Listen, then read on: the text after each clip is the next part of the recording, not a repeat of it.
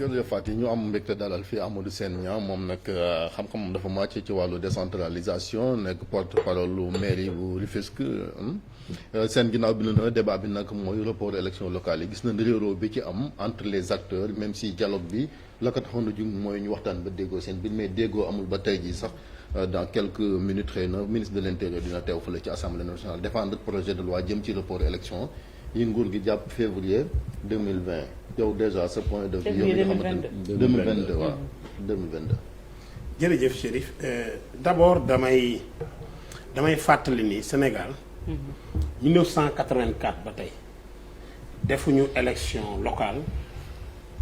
après mandat élus locaux yi jeex ak buy mëtee rek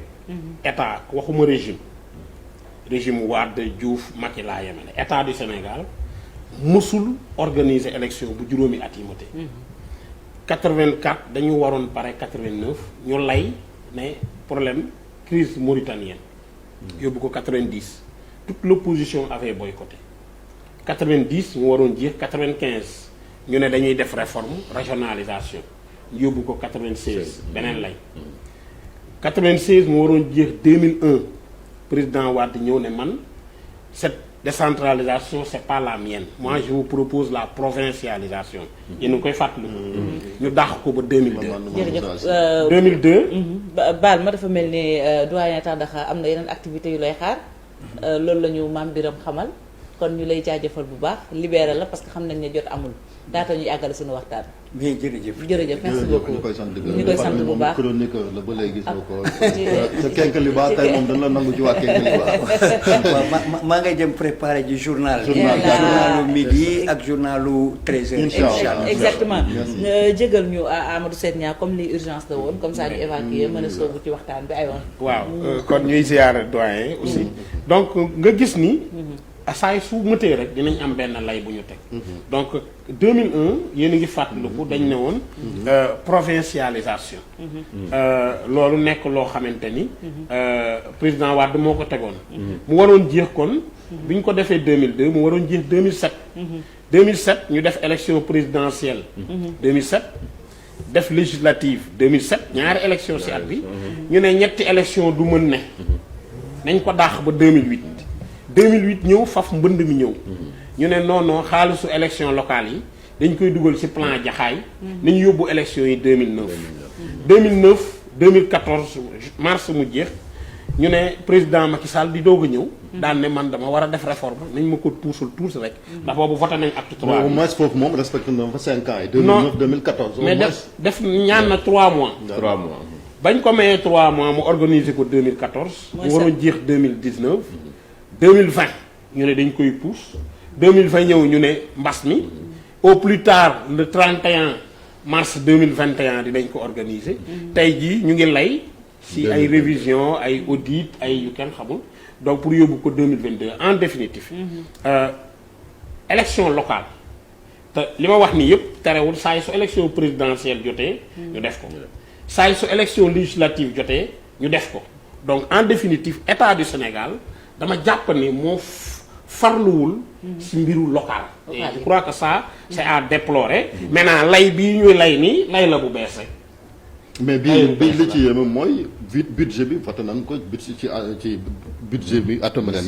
bi ñu war a organiser élection yi voté nañ ko buñ ko poussé moom est-ce que am na cohérence waaw ça a été toujours comme ça chaque fois bu ñu reporté fekk voté woon nañ budget bi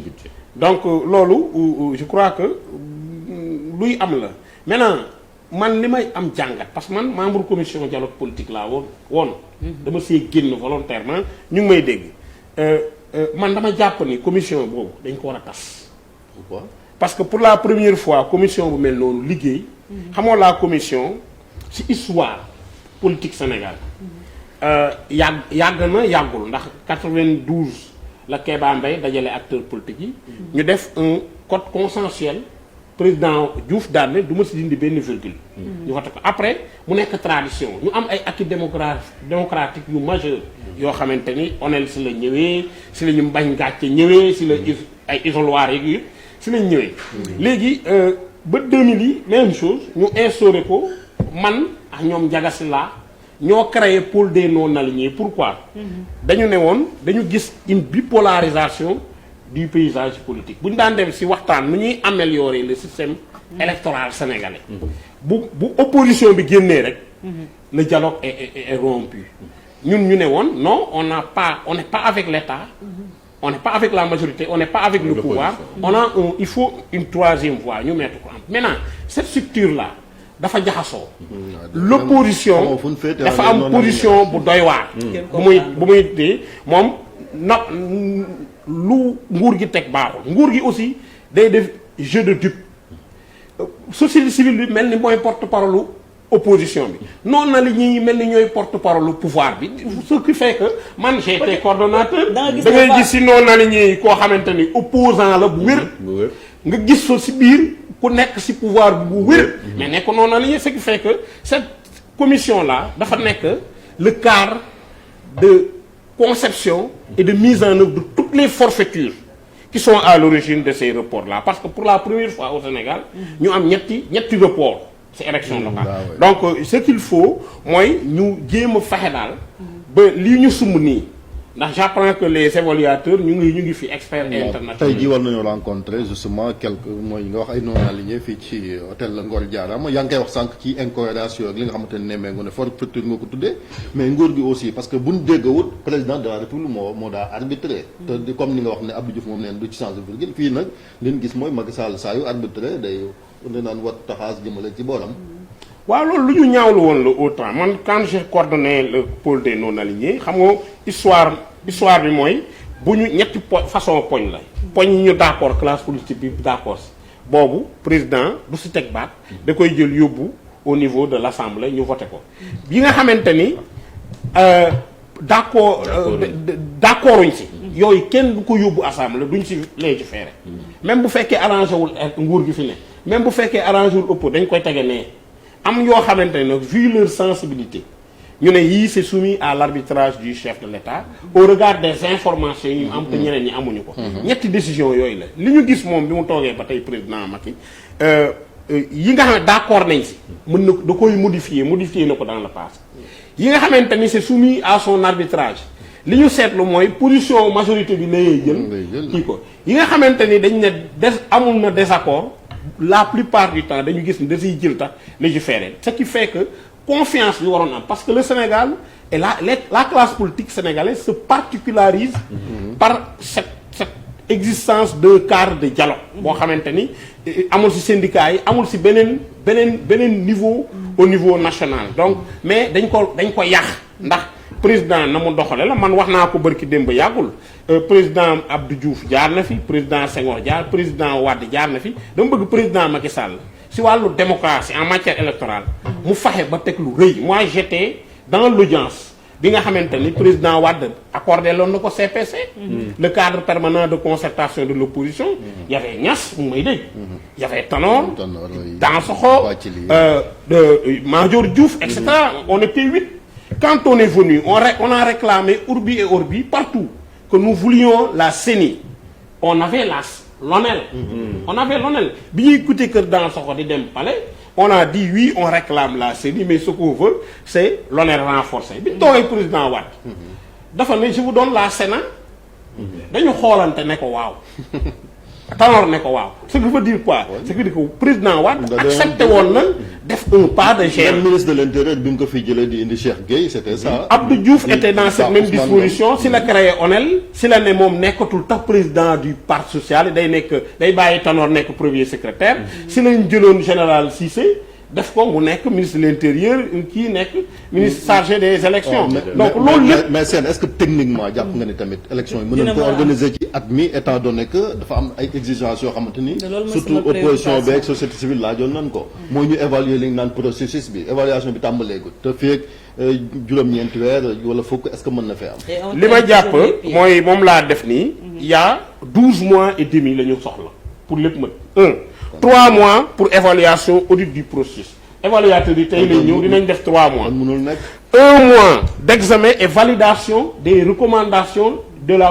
des experts yi def audit bi ak évaluation 1 mois def aussi la modification du cadre juridique suñu si paree ñu jël 2 mois révision exceptionnelle des listes électorales. 1 mois 2 mois bu ñu si paree 1 mois de publication des listes provisoires ak contentieux pour citoyens yi mën a muy 1 mois 3 mois de consolidation du fichier de production des cartes et distribution de ces cartes là 3 mois enfin 80 jours avant élection yi nit ñi mën nañ déposer seen ce qui fait 12 mois et demi maintenant li ñu mën a faxee ba mu wàññeeku mooy peut-être durée ndax am na des délais incompressibles nit ñi wax naan dañuy wàññi nañu wàññi mais délais yi y a eu des luttes farouches yu classe politique bi def ba am acquis yi y a des choses qu'on ne peut pas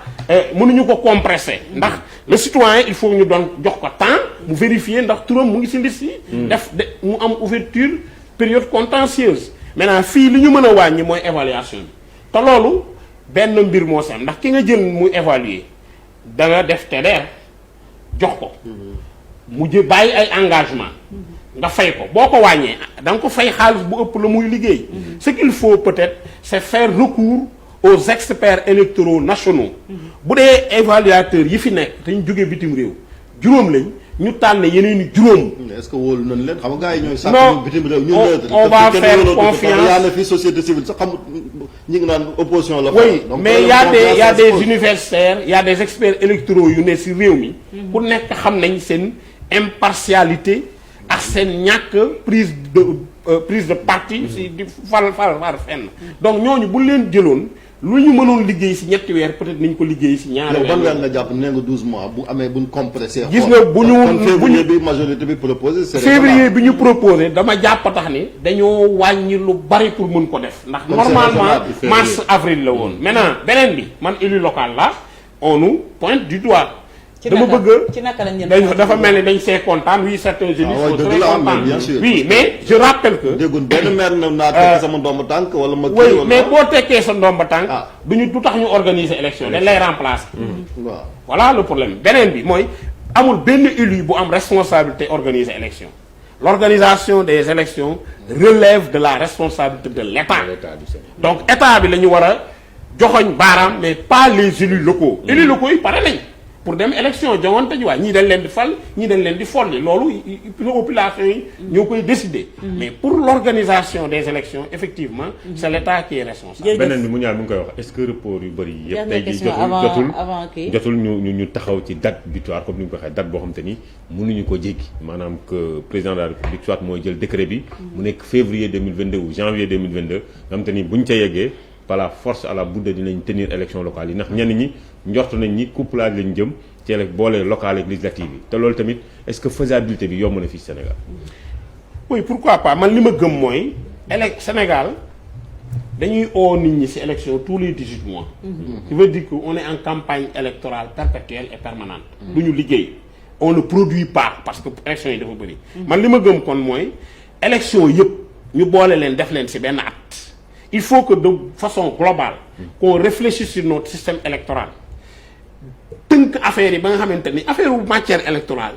liñ siy wax liñ siy def dafa bëri bu ko defee bu ñu defee lépp ci benn année ñu on a 5 ans pour travailler maintenant li mu Ndiaye proposé c'est faisable si et seulement si cette durée prévue pour les évaluations est réduite bu ko defee loolu te li ma ci gën gis ko mooy faire recours aux experts nationaux ñu ñëw jàpp ci liggéey bi pour wàññi affaire bi maintenant bi ci topp mooy président bu ñu joxee date butoir daan ne au plus tard le 27 février 2022 moom en fonction du déroulement de ces différentes étapes du processus électoral moom dina wax effectivement ban mooy gën a ci wàllu politique fan nga féete man je suis de ADS Garab parti bu ma jiite depuis 2001 ma nekk tey jii non aligné mais xam nga Sénégal politique dafa commencé yàqu je suis non aligné au sens le porte-parole du maire Niang Daouda Niang on est dans le parti Rufisquois maak moom bokkuñu parti bi dafa bëri coow parce que parti bu mag la ma koy tooñ mais di ko gërëm si li mu defal bàyyi yi dégg naa sànq ngeen wax ko te mënuma si bañ a wax mais dañu obligé ñu wax ci kaw li ñuy def ci suuf mu bëgg rek loolu aussi ñu koy moytu xam nga le social ci esprit loi bi kenn du ko fésal boo gisee huis clos bi ñu doon wax keroog ci assemblée. le huis clos problème mu droit humain la. bañ koy def pour Sonko c'était pour le protéger. du woon leen lu dul protéger Sonko. le huis clos dañ leen pour dimbali màgget. pour dimbali ku feebar. pour dimbali lieu de culture loolu moo tax. donc Baye Idi vraiment doomu Tëngéej la. mook maire ñoo bokk dëkk. li si waroon yëpp waxuma la si li mu wax nii de. si ginnaaw jàppale nañ ko. sa mbas mi jàppale nañ ko. mais ñoom ñoo ñuy obligé ñu koy wax si kaw. très bien jërëjëf merci beaucoup Amadou Sène Niang lu ci mën a Baye Idi ñu ngi koy ñaanal borom bi fëgg boppam ak képp ku tawat ñu dem ci Allo Présidence laata ñu yëkkati jataay.